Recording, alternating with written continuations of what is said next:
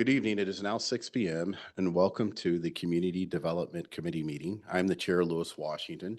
Today's meeting is being recorded and will be available via the city's website. Thank you for joining us. We'll start with roll call. To my right, we have Councilmember Murphy, Councilmember Johnson. Looks like we have Mr. Mayor and a full house from the staff. We now move to our first item of regular business, which is to approve the agenda. Any questions concerning tonight's agenda? Yes, Mr. Mayor. Chair, you may want to reorder number 3 and 4 the other way around in the event that you don't get through this whole agenda, which you may not. Item, the CD department staffing is something, it's just an update for you and easily could push to your next meeting. So you may want to put that last. Okay. So per request of Mr. Mayor, we'll reorder making zoning and the comprehensive plan contractor number 3 and making CD department staffing discussion item number 4. Is that okay? Okay. So we'll move forward with that agenda. If that's okay, then we'll consider the agenda approved. At this point, we will allow for for public comment. Is there anyone here wishing to make a public comment? I don't see anyone. Okay, we'll consider public comment closed. Now, we now move to our next agenda item, which is approval of the minutes dated, looks like March 16th, 2026. Any questions regarding the minutes from March 16th? Yes, Councilmember Johnson. Yeah, under item number 3, Community Development Committee Priorities, Planning Commission Discussion, it says Johnson urged restoring parking minimums and advancing other code updates. I would like to change restoring to revisiting, because I do not want to restore parking minimums, which are already in place, but also more importantly, it's that I want to do the opposite. Okay. As time allows in the future. But anyway, the amendment to the minutes just simply being turning restoring into revisiting. Okay. So the request is to substitute the word restoring with revisiting. Yes. Any questions or comments or apprehensions there? Okay. All right, then we'll let the record reflect turning restoring to revisiting. Any other comments, Council Member Johnson? Okay. All right. And if there are no other questions concerning approval of minutes, we'll consider the minutes approved from March 16th. Okay, let me go back up here. Okay, so next on the agenda, we will discuss the agenda bill for a presentation of stormwater fee amendment. And at this point in time, I'm going to turn the meeting over to Director Davis.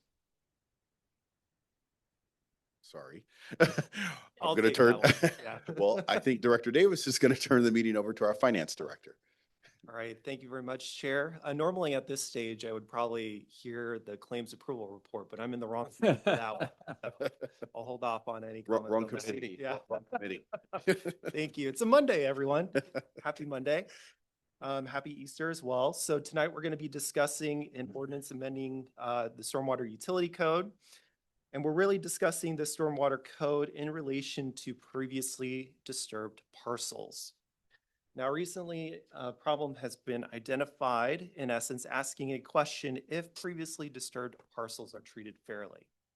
And just to define what a previously disturbed parcel is, we consider that a parcel, and this is built into our code amendment, a parcel that no longer contains or contains a very limited amount of infrastructure or structures, as well as a parcel that is returned to a condition substantially similar to prior to development.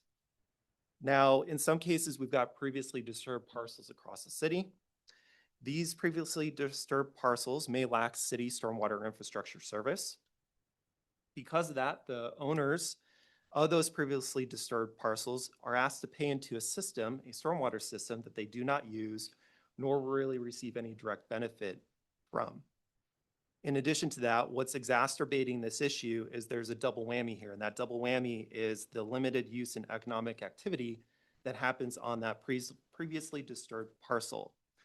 There's a limited amount of activity that is generated from that land, and so because they're not able to derive value from that land, these property owners can't generate the income necessary to cover the city's stormwater fees. Our current code says really nothing about those previously disturbed parcels, but it does, however, say something about undeveloped conditions. And the code defines undeveloped conditions as the state status or condition of the subject property prior to any development of the property that has occurred. This is a very kind of before, the code is very before and after. If you're before development, great, you don't have to pay stormwater fees. But if you're after development, then you would. And so in essence, we've got undeveloped conditions here. The distinction that I like to make a little bit, just as I was ruminating in this in my mind, is the difference between greenfields and brownfields. Both are relatively vacant, but the city would be charging stormwater fees on brownfields in which we may want to actually develop and get that out of a brownfield state, whereas the city would not charge any fees on greenfields, for example. And so what is our ordinance attempting to do? Well, it really wants to do something about this changing nature of parcels across the time. So the understanding is there's a lot of changes that could happen to a parcel. And so really the ordinance tries to account for the dynamics of those changing parcels on the ground. And so the ordinance is seeking to narrowly expand undeveloped conditions to include previously disturbed parcels. And so the code revision would allow for all or portions of a previously disturbed parcel to be considered undeveloped. Now, as a part of this code amendment, we're also asking to put some conditions a previously disturbed parcel would have to meet in order for it to be considered undeveloped and therefore not have to pay stormwater fees. For the totality of the previously disturbed parcel to be considered undeveloped, it must lack service by city-owned stormwater infrastructure. In addition, it must also have a development agreement and site plan approved by City Council. And so really the second bullet point here is to encourage transitioning that previously disturbed parcel, which could be a brownfield, for example, into a development that would generate that economic activity, but also transition it from a state of being disturbed and brown generally overall into something that is beneficial to both the city and the public moving forward. For portions of a previously disturbed parcel to be considered undeveloped, it must lack service by city-owned stormwater infrastructure. It must also have a development agreement approved by City Council, and portions must be in a non-production state. Now, what we mean by non-production state, and as included in the code amendment, non-production state means a partial or portion of a parcel that is not used for occupancy or income generating activities. And so we wanted to make sure that we were kind of tailoring this to the site. And if there's any portion of that site, for example, that is generating economic activity and lacks service by city-owned stormwater infrastructure, they would still be paying stormwater fees. But those sections of a parcel that meet all three of these conditions right here would not have to pay any stormwater fees. Now, what would be the results of this ordinance if those conditions are met? All or portions of a disturbed parcel considered undeveloped would not have to pay any stormwater rates. And once stormwater infrastructure has been installed and accepted, then it's no longer considered undeveloped, and that parcel we would be charging stormwater rates on. And really one of the goals of this is to really incentivize the development of those disturbed parcels, because we know that there are some out there that might be stuck between a rock and a hard place where they may not have sufficient kind of cash flow to do anything about developing the property because they have to pay the city's stormwater fees. Now, the impact to Snoqualmie, this code amendment would apply to all of Planning Area 1 and portions of Planning Area 2 and 3 owned by Snoqualmie Mill Ventures and no one else. It would reduce the amount of rates Snoqualmie Mill would pay currently to the city. It would incentivize Snoqualmie Mill, the early project completion of Snoqualmie Mill and the payment of those GFCs to the city. And our current financial plan based on the utility rate study did not contemplate fully the GFCs from the Snoqualmie Mill. And so when we review the financial impact of this overall to this proposed amendment, right now I'm just showing you a picture of what was approved by council last spring regarding the utility rate study. We can see that when you incorporate sources, uses, and beginning cash, our ending cash by 2030 would be about $1.2 million in total. The impact of this code amendment changes the picture, the financial picture overall between now and 2030.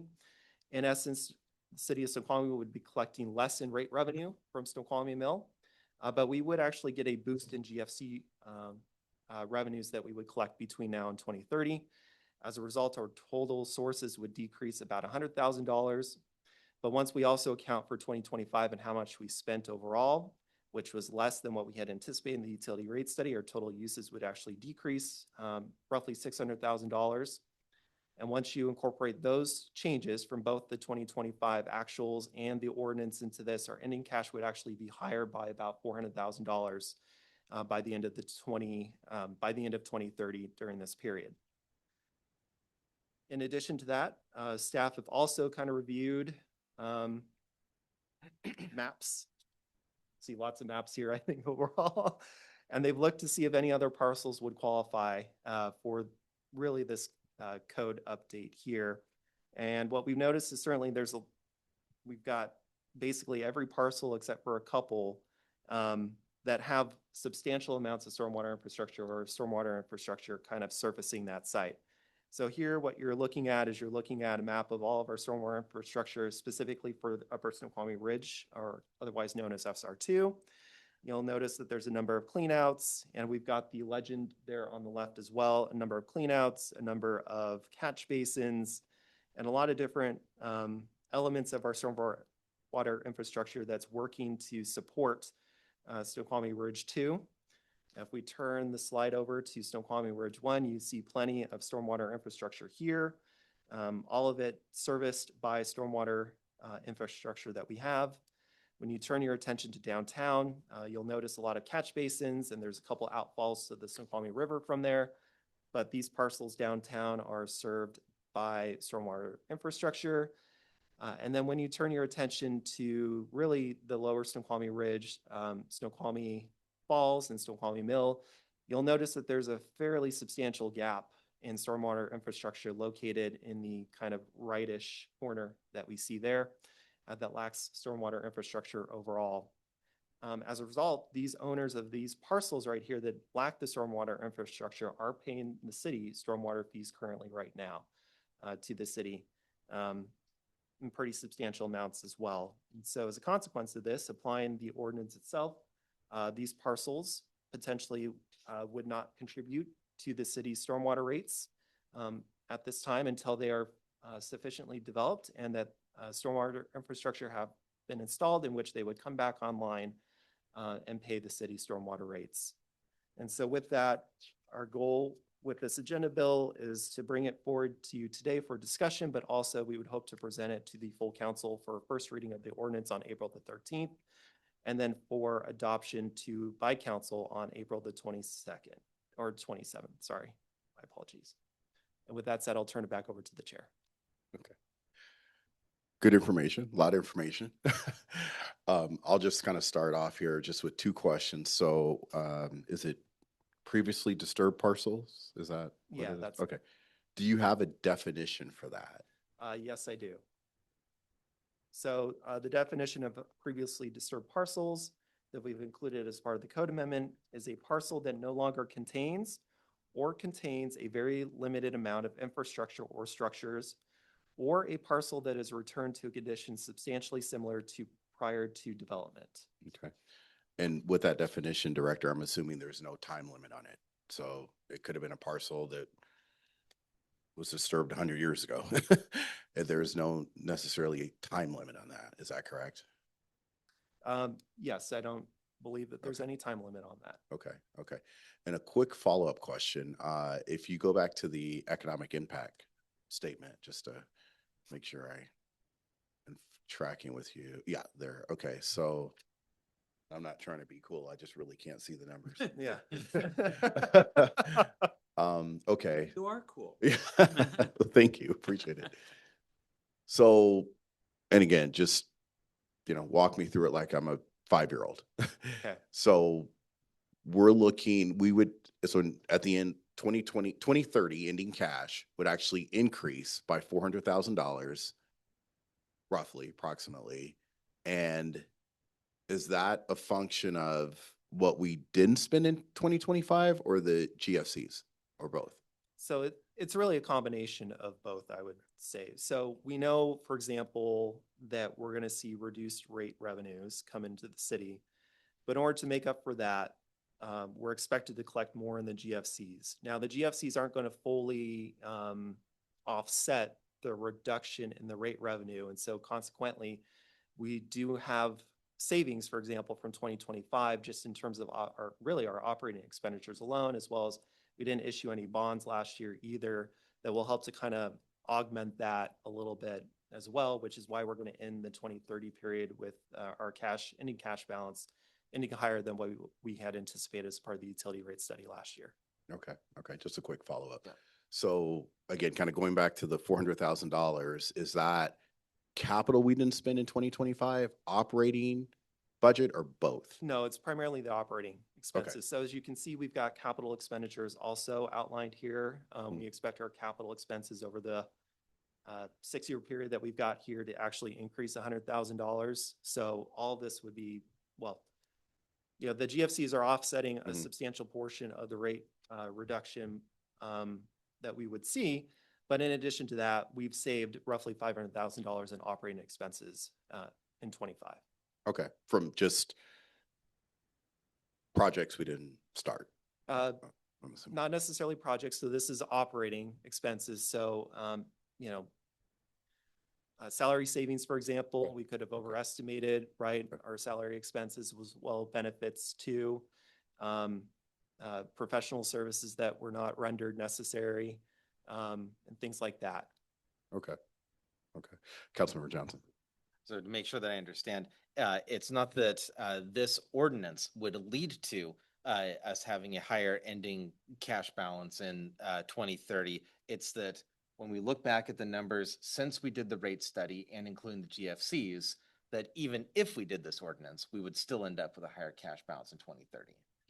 Not that this Correct. ordinance would actually be the thing that causes that increase. Is that correct? Well, we're expecting the increase in the GFCs because the project development out there pattern. would actually happen more quickly, Right. which is why we can incorporate those in here.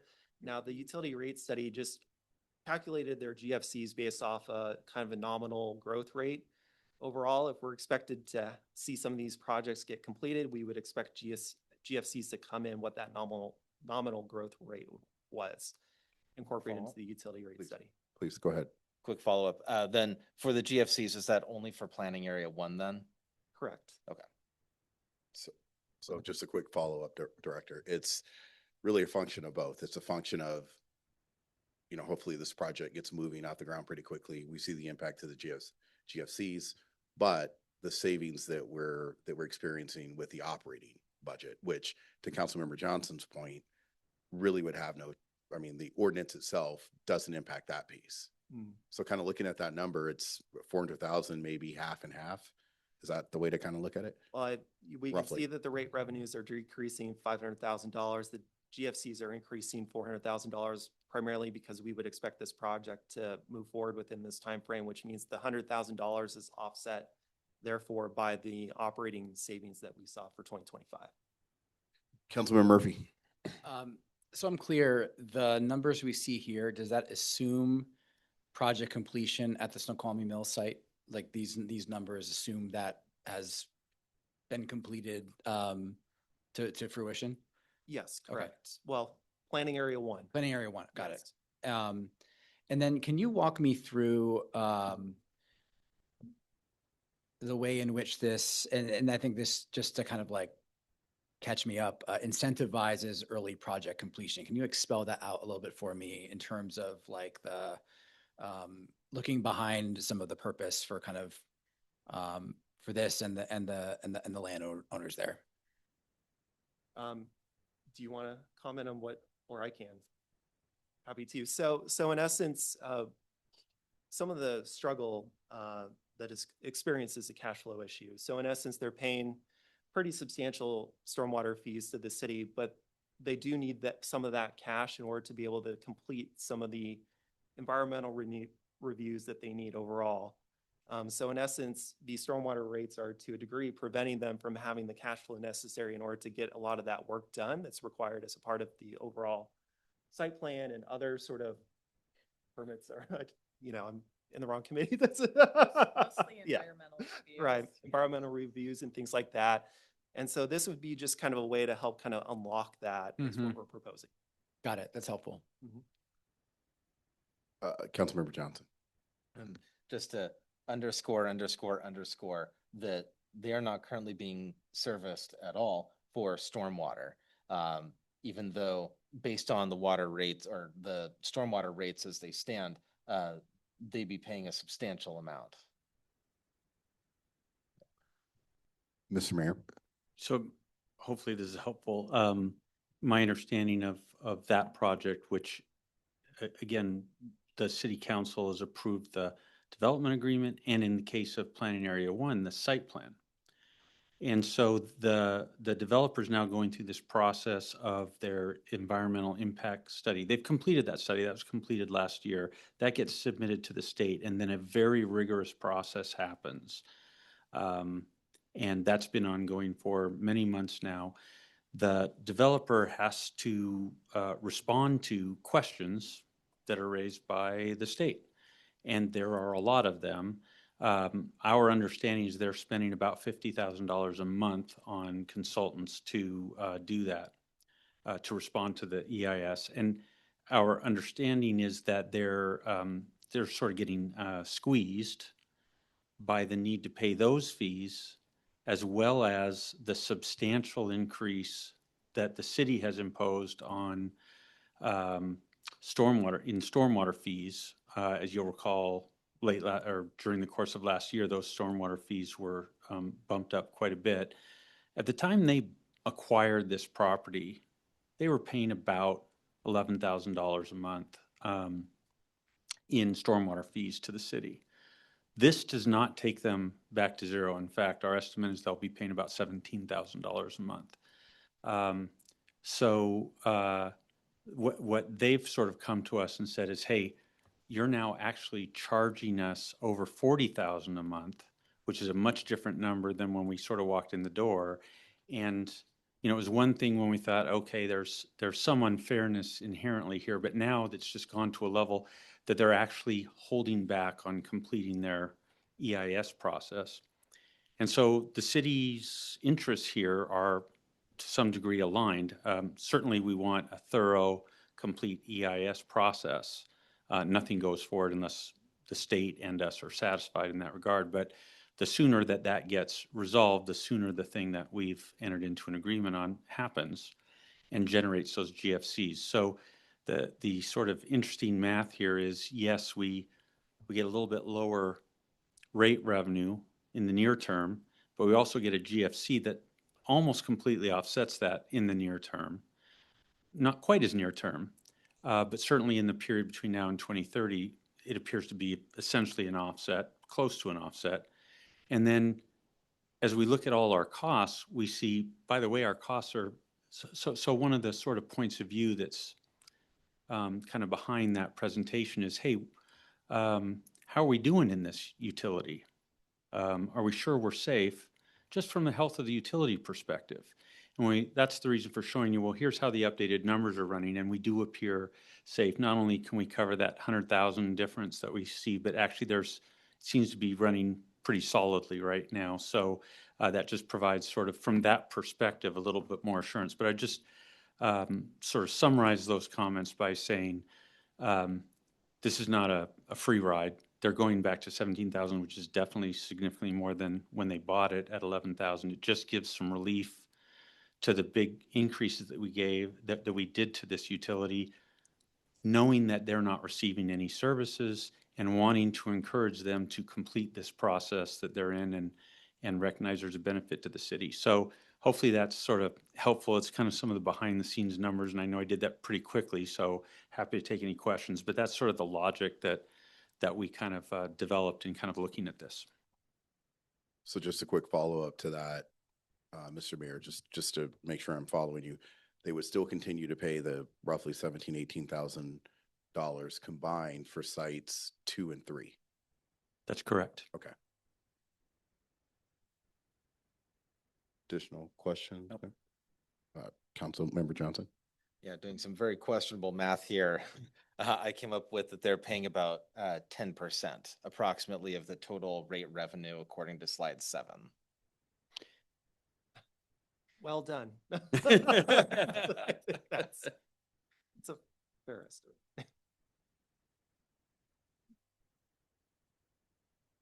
Okay. So was there a, sorry, Chair. Please, yeah, go ahead. Thank you. So are there, is there kind of a plan from the administration for how this is intended to move forward? Last slide. Are you asking, Mr. Mayor, you're asking this question or a Yeah. different question? Yeah. that's it. So So, if you're,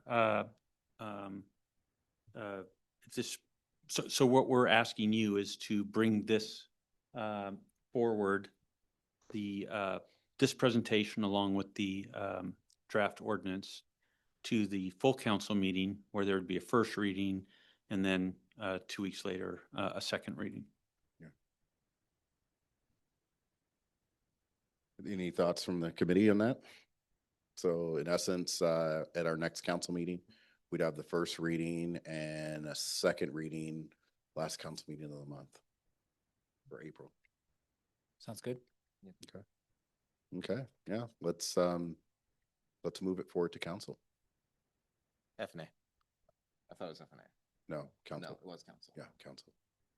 Oh, I see. That slide was supposed to say C. Yeah. Got it. You got it. We had a, Yeah. sorry. And it will not be on consent. It's an ordinance. Let's see here. Director, let me get back up to the. Okay. Okay, so that brings us to our next discussion item, which is, we switched the order, zoning and the comprehensive plan contractor. And for that, I will turn over the meeting to Director Davis. Thank you, Chair Washington, and good evening, everybody. Let me just get my slideshow started here. Okay, perfect.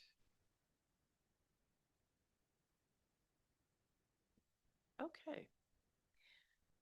So, as you may recall, at a previous meeting, I brought priorities, a list of priorities to all of you for us to talk about, and this is the list.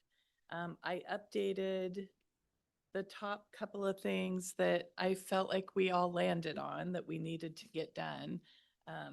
To remind you, we've got a deadline from PSRC with a conditional certification on our comp plan this year that we need to update our zoning map and change our mixed use zoning on the ridge to reflect the built environment. And with that also comes with updating our housing and land use elements. So this is just mostly a reminder of what we talked about prior. Sure. Councilmember Johnson, yes. Yeah, I just wanted to maybe point out on that last slide that it does talk about the housing land use elements. And I'm sure that there'll be some discussion of affordable and workforce Yeah. housing as we're going through that. Though the third bullet point is exactly highlighted. Yeah. It will be tangentially addressed. Yes, because we'll be talking about our growth targets. We need to update our buildable lands analysis, and then all that will kind of tie into the affordable housing. Should we highlight it just to remember that we want to speak to it? That do. Mr. Mayor. The highlighting only means what she's about to talk to you about. Doesn't mean anything about priorities Okay. or all the things. She's just trying to focus you on Okay. the 2 things she wants to now address with you. Okay. Thank you, Thank you. Mayor. Okay, So I'm just going to give you a quick recap. That the 2024 periodic update was adopted by council in December, and then it was put on hold until our growth targets were reconciled. And those were then adopted by King County, and then we received the conditional certification from PSRC in September, which prompted me to bring the growth targets, the newly, or the conditional certification from PSRC in to pass Resolution 1734, which basically committed the council to doing this work in 2026 and have it be adopted by the end of the year. Mhm. Okay, so we're needing to hire a consultant to do this heavy lifting. I think we've talked about that Mhm. as well in the past. And so I'd like to propose that we hire a consultant that will come in and actually fulfill the scope of work that I've outlined here. So I'll just kind of run through this with you a little bit. Is we need to go through, we need to audit our comprehensive plan, housing and land use elements to identify all of the items that need to be updated. And that pertains to the new buildable lands revision, the buildable lands analysis that needs to be revised and then incorporated into the housing and land use elements. The land capacity analysis will basically be updating that analysis to reflect what the current conditions are. We need to compare the capacity by income level, served to allocation, find out if there's a deficit, identify whether there are zoning strategies within the current boundaries that can fill that gap. If not, we're going to have to consider annexation options. We will update, again, our land capacity analysis with proposed zoning annexation changes to show there would be enough capacity to accommodate all allocated needs in accordance with Commerce's guidance. So that's the various growth, growth within the 0 to 30, 30 to 50, 50 to 60, 60 to 80% AMI housing. And then updating the zoning map, of course, will be evaluating the mixed use zoning designation that currently governs the Snoqualmie Ridge, and will recommend a set of zoning districts that reflect the existing development patterns and our future land use goals. And then this consultant will also give us support for any zoning change implementation around code development, public engagement, presenting the updated zoning map to the Planning Commission, you, of course, as the CD committee, and then ultimately the council. This will also include potential UGA and annexation review, kind of just at a high planning level, what those potential land uses look like, implications for city services, like our utilities, for example, and then what those methods of annexation would entail. And then the land use element will include updates to our future land use map to reflect any zoning changes needed to comply with GMA and that are identified in the challenges that we come up with in the mixed use zones. So it's my understanding that the future land use map nor the zoning map were updated as part of the last comprehensive plan. So we need to catch up. The housing element includes an updated land capacity, racially disparate impacts, and adequate provisions analysis. We also will need to present that to the King County Housing Committee before we bring that forward also for a comprehensive plan amendment. Support for adequate provisions and implementations would entail like addressing barriers that would be present for housing. Just a quick question, Mhm. Director, if you will. So that has to be presented to King County. Is there an approval process as well with that? I believe so. I think King County Housing Committee needs to make a recommendation of approval before we can carry it forward. And then Commerce would look at that again as well as So it's PSRC. okay. Yes. So it could be an extended process is what we're saying.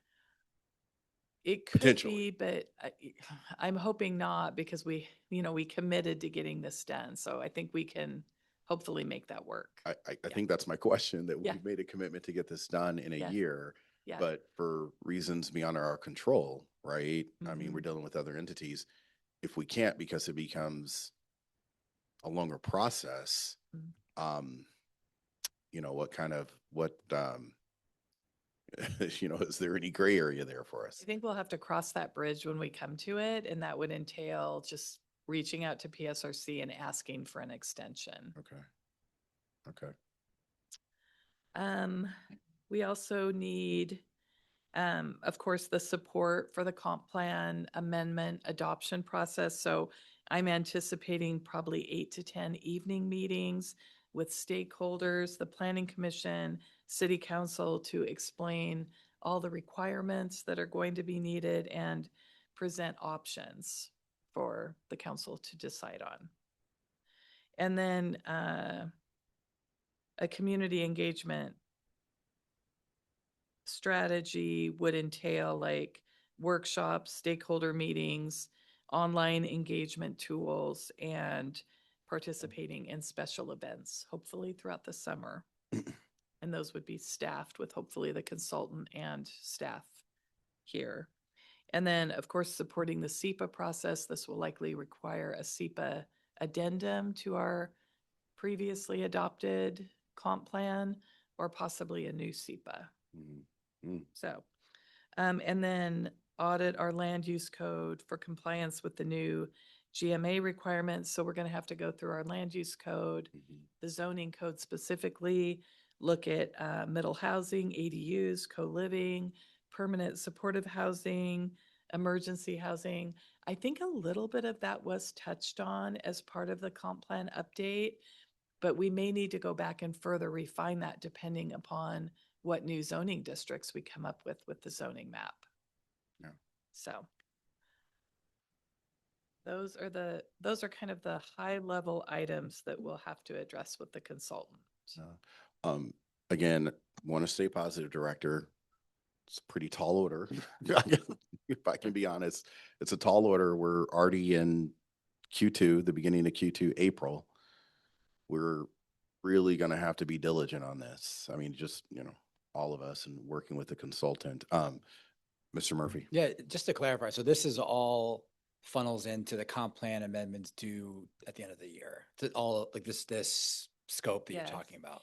So the cities are allowed to do one comp plan amendment a year. So we adopted our periodic update last year. So the zoning map and future land use map, as well as our housing and land use elements they would all be bundled into one amendment by the end of the year. Got it. Okay. Councilmember Johnson. I was just going to say that this sounds like a lot of work. I have somewhat been hyperventilating since January. I don't know if Mr. Mayor. Yeah, so exactly. So this was my request to the director that she help all of you understand the hyperventilation and start hyperventilating with her, Yeah. as I have been. But that leads us to why we're bringing this up tonight. First off, absolutely to keep you in the loop on what we're doing and proposing to do. One thing that we're very worried about is the quality of work from the contractor. If we get poor quality work, our timeline is shot, and that may not be viewed as something beyond our control. So when we think about, if we get late in the process and something at King County or PSRC is holding us up, there's perhaps a pitch to be made. But if we're sort of just not getting through our process ourselves, that's a much worse position to be in. So we've looked very hard at the contractors that are available, and we've looked at how they've performed at other cities.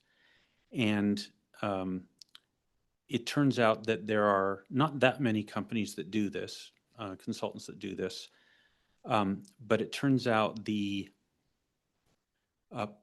The performance of many of them at other cities has resulted in time delays, quality issues requiring rework, and in fact, many of them have ended up going to another contractor to get the work done. And we're very concerned about having that outcome. So we have a preferred vendor that we think will do the best quality of work. We are not required by law or city code to put this out to an RFP. Mhm. This is something we can choose to do a sole source contract on. And we've estimated what we think the contract is likely to come in at, and that amount is within the budget that you've given us. Now, the amount we think will come in somewhere in the range of 150,000. By the way, if we were to outsource this whole thing, which is what I initially asked Director Davis to do, the number would be quite a bit higher. Looking at staffing that she has, and if we get time tonight, we'll talk about that a bit with you, but she believes she can do a big chunk of that in-house within our time frame. And so she thinks this is the amount she would like. These are the tasks that she thinks she would like to have an external vendor do. So it's within budget, and what we would like to do is, now at 150,000, you being the council must approve the contract. As you know, any contract over 50,000, regardless of whether it's in the budget or not, does have to go through council approval. What we'd like to do is go get a contract, a proposed contract that meets all of the criteria that the directors outlined from our preferred vendor, who we think will deliver on time with the best quality, and just bring that contract to you. That would happen very quickly, also cutting out the time for an RFP, but it's not a time issue that we're coming to you for. It's a quality issue. And so we just wanted to remind you of the extent of what we're asking for, remind you of the urgency or the importance of the timeline, and then see if that would be acceptable to you if we just bring a contract to you from a preferred vendor. I'll just make a quick comment on that, and my colleagues here will comment. I think it shortens the process. I like the idea of the sole source, given those 8 items we have to go through. So, Councilmember Murphy? Yeah, I'm feeling the butterflies in my stomach looking at that 8 list. I mean, half of that would be great if we got done in a year, just to be frank. So I think a couple of things as we think about the consultant and the contract and wanting to be, I think something that I'd want to look for is really robust milestones and deliverable dates, and any remedy that we would also have in the event that those dates and those deliverables were not met, I think is important. I think obviously the subject matter expertise and seeing where else they've done it, and this is going to be really important. Is there a track record of not only delivering against these, but delivering against these, under the gun, right? Because this is going to be a sprint. But the last thing I will say is I think, we should be realistic with this work plan. And I think if it comes to a point where we have to have a conversation with PSRC, I think having it sooner than later, having it, earlier than, December or November, right? When we can already kind of forecast what's going to happen, I think will put us in a good spot. But yep, that's all I have to say. Sorry, I was going to make Yep. go ahead, Councilmember Johnson. Yeah, I got 2 things, both related to the Planning Commission. I promise there will be a CD committee meeting someday where I don't mention this, but I still have nightmares about a time that I remember in the recent past where I did not think that a contractor was using our Planning Commission's time efficiently or effectively. And I believe that, well, anyway, we'll figure out what contractor comes from staff when the time comes. But yeah, I think that it is of some importance that we make sure that we get a contractor who has a good track record of not having that problem. The other thing that I said was going to relate to the planning commission was, based on my count, there are 5 current members of the planning commission, and they need 4 to make quorum. And that starts making me nervous, because if they don't make quorum while we're trying to get through this for a meeting, that's 2 weeks gone out of the schedule. So administration has a massive stack of things that they're doing, and I hate to put some urgency on another one, but filling those 2 positions might be of some import. Yeah, I'll just make a quick comment. I don't know, I have rocks in my stomach. If Councilmember Murphy has butterflies, I have literal boulders in my stomach. I'd like to know sooner than later, potentially. I mean, this is a tall task. This is a tall order. If we can't get this done by the end of the year, what are the remedies? So like, is there any gray area flexibility? Are we going to be sanctioned? I mean, what are the consequences? The other piece of it, as far as selecting a consultant, hey, look, you all are great at what you do. You're professionals. Go do what you do. Just looking at this list, it seems like the land use element, the housing element, and maybe updating the zoning map, maybe not necessarily the zoning map, but definitely the land use element and the housing element, because there are other entities that have to be involved. Is that something that we should just warp speed on right now and just go for, knowing that we're probably going to have to, obviously get the county and the state involved? And I guess I would ask, this isn't my purview. You have a boss, but kind of what is the plan to start moving forward on those heavier lists? I think 4 and 5. Mr. Mayor. Great question. We will be back to you very quickly early on, and you could probably expect that we're going to be talking about this at every one of the meetings that you have this year, and we're going to be very transparent with you. Why have we ordered things the way we have? What are the milestones? How are we doing against those milestones as we start going through this? We are planning to keep you with us every step of the way. So you'll know that. And as we go, obviously, questions about how we're doing and how are we adjusting to any bumps we're hitting, I think we'll all be having those conversations right the way through. Okay. Councilmember Murphy.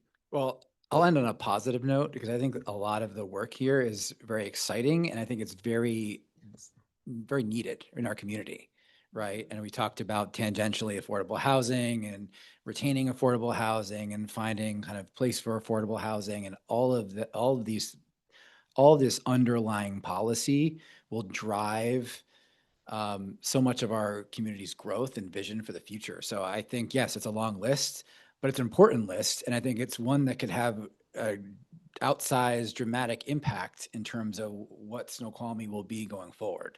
So I think I'm excited to be a part of it, excited to kind of see this come before our committee and then the planning commission. There's a lot of really substantive work here that I think our committee and planning commission will have an opportunity to sink their teeth into, and that's exciting. Councilmember Johnson. Yeah, I wanted to agree wholeheartedly with that and say that one of my long-term goals for the 4 years that I've been here has been, well, even before that when I was on planning commission, has been to try to advocate for walkability. And I think that this is an opportunity where we can address some holes in the walkability of our city. I absolutely agree with both comments. My question is around the sole source. Are we looking to potentially bring that to council next month, or do we have an approximate time frame when we may want to bring that to council? Your next meeting. So 13th? Great, Well, great. No. Is your the next meeting, the- your next CD is. Oh, next CD or council meeting? Next CD. committee Next would CD be- committee meeting, so the 20th, Yes, and then we would go to council hopefully the 20 following week on the the 27th. 27th. Okay, so the sole source would be ready on the 27th for council. Perfect. Yes, I'm trying to fast track this, but until we have the consultant on board, Mm. it's hard to come up with these key deliverables and our milestones and everything. So I'm like, if we can get the consultant going, then we can start laying all this out and then have timelines throughout the year to know, is this possible? Are we going to be able to meet it? Plus, we're coming up on all the event periods in the summer. So if we want to do public outreach, summer is usually the best time to do that. So That's a it'd be good nice point. to get a jump start on it. That's a good point. Councilmember Johnson, Just left. Never mind. Councilmember Murphy. I'm good. We'll give you a second. All right. So, yeah, that's good to hear that the sole source, at least we can get that process by this month. So, You like my last slide? oh, the watch, love it. No, it's exciting work and it is, looking forward and it's going to change our community for the better. Absolutely. It's just, we're in the thick of things, right? And so focus. The word of the day is focus. Yeah. Okay. Let's see. I think there is, let's see here. Go back up here. Another discussion item. And I mean, we are at 6:51, which leaves us roughly about 9 minutes. And the next discussion item is CD staffing, CD department staffing. Is that something we want to tackle now or tack it onto the next meeting? Mr. Mayor? So I'm happy to do that, but honestly, I was hoping for an interactive conversation and I'd hate to squeeze you on that when Okay. it's not necessary. So if it's acceptable, I'm happy to bring that to you at your next meeting. I'm not needing any action from you. We're moving ahead. I just want to keep you informed and kind of aware of what we're doing. How does that sound to the committee? We want to Yep, move that sounds forward to the reasonable. next meeting? Yeah. Is that good? Councilmember? Yeah, I'm going to Murphy, want to talk Councilmember? about it. So Okay, I agree. Okay, well, with that being said, if there's no further business to come before this committee, I will entertain a motion to adjourn. moved. Second. 6:52 and we are adjourned.